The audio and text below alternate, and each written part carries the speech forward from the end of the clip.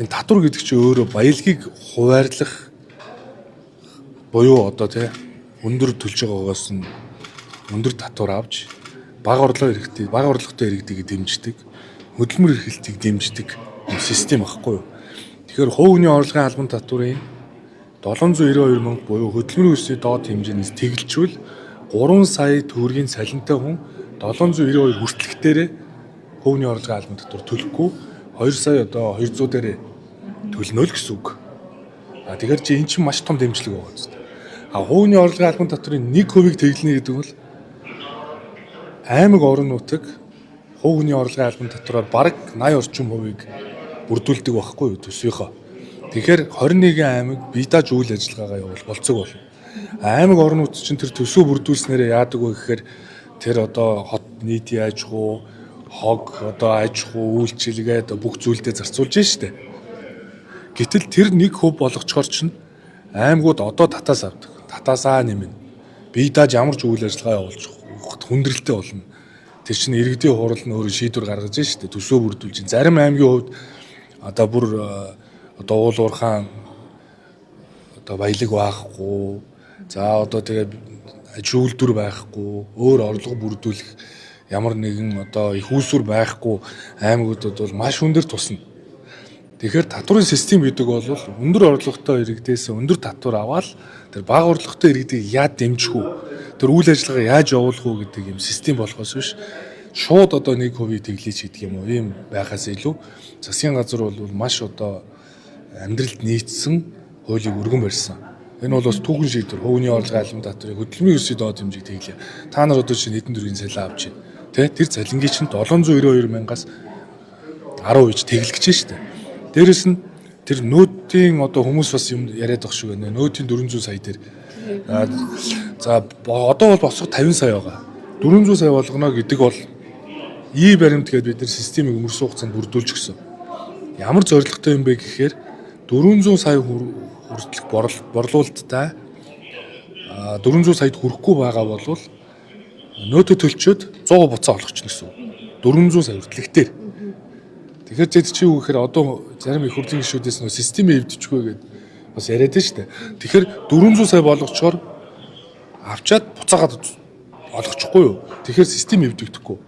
Хоёрт бол энэ чинь 400 сая чайг өндөр босго байхгүй.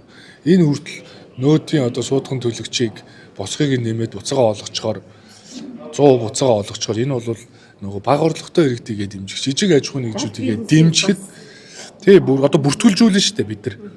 Тэ тэгэхээр эн чинь нөгөө нэг системүүд бүртгээд авчгаар нөгөө 400 сая хүртэлх гээд ингээ босго тавьчихаар чи хүн болгон буцааж авахын тулд нэг төлж эхлэн шүү дээ.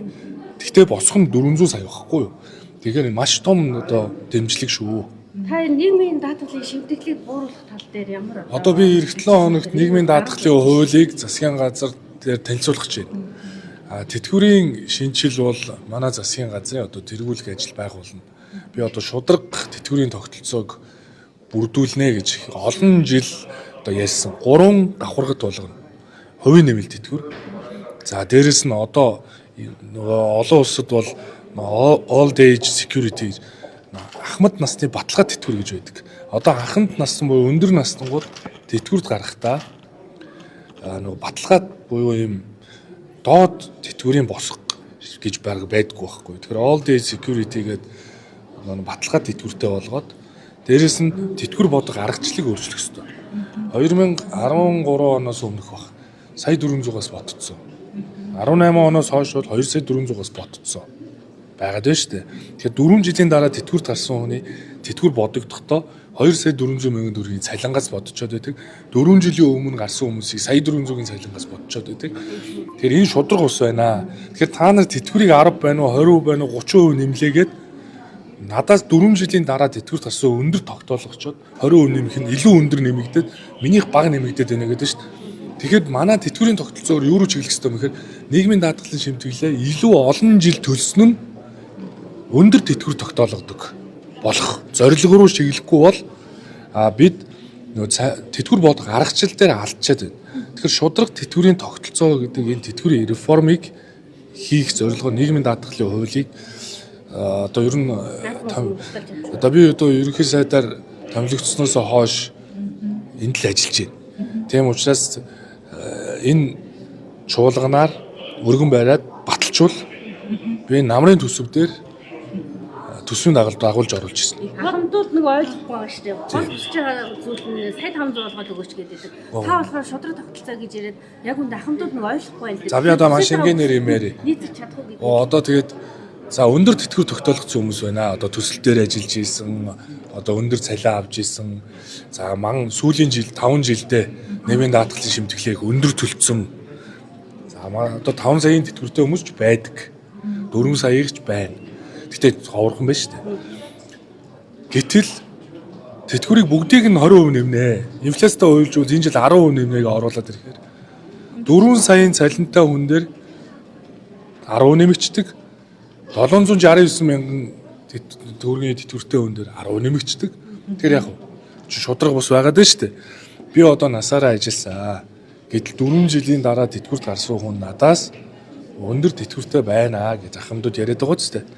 Тэгэхээр бүгдийн сая 500 болго гэхээр нөгөө насаараа шимтгэл өндөр төлөөд хөдөлмөрөө үнэлүүлсэн 95 оноос хойш шимтгэл суурилсан тэтгэвэр төлцсөн ахмадууд чинь энд бас хохироод байна шүү дээ.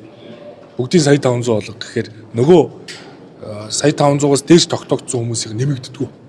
Гэтэл тэр хүмүүс чинь 95 оноос хойш сар болгон цалингаасаа 17% шимтгэл төлсөн байхгүй да.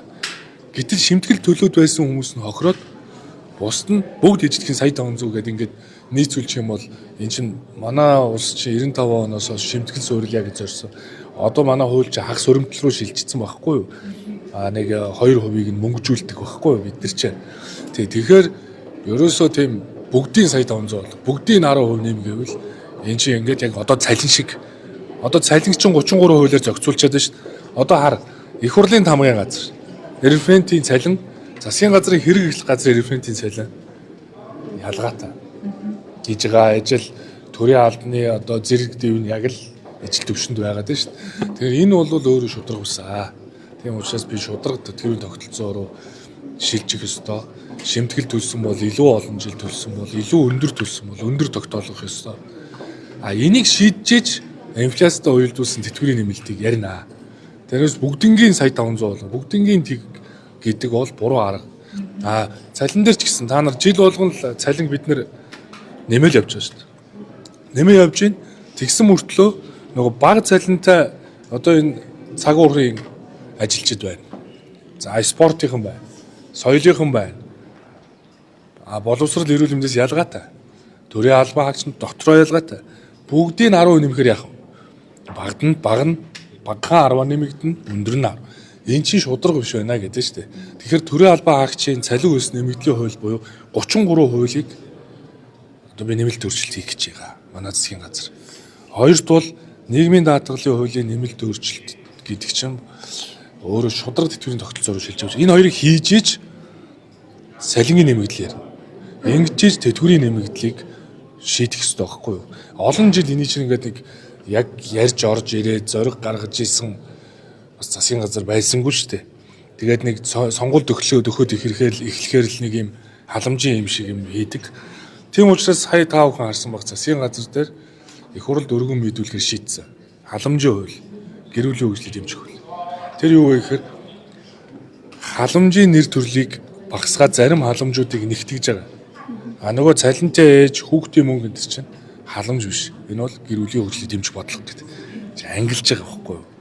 Тэгэхээр халамж шин зорилт төлөйгөө 26% хүрэхгүй байна гэдэг шүү дээ. Тэр юу вэ гэхээр ерөөсөө халамжлуулах хэрэгтэй зорилтууд бүлгээ дэмжиж чадахгүй халамж болцсон байгаа тийм иргэд сэтгэл хангалуун биш байна.